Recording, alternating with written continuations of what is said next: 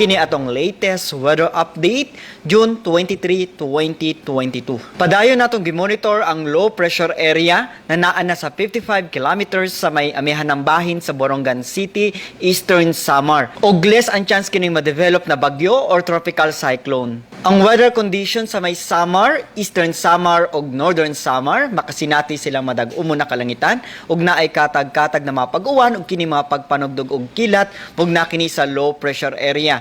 Samtang ubang bahin sa Visayas, Palawan, Kalayaan Islands ug ang Occidental Mindoro makasinati na panagsama panganoron ngadto na sa medyo madag-umo na kalangitan ug naay mga patak-patak na mga pag-uwan ug kini mga localized na mga pagpanugdog og kilat.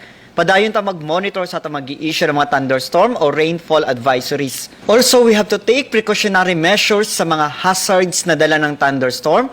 Una ng lightning o thunder, kusog na hangin, kusog na mga pag-ulan na posible ang mga flash floods or landslides, ilabi na sa mga vulnerable areas.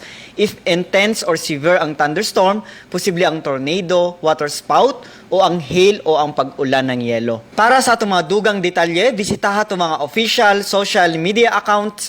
Kini si Jomar Eclarino, gikan diri sa DOST Pag-asa Mactan. Maayong adlaw ug keep safe everyone.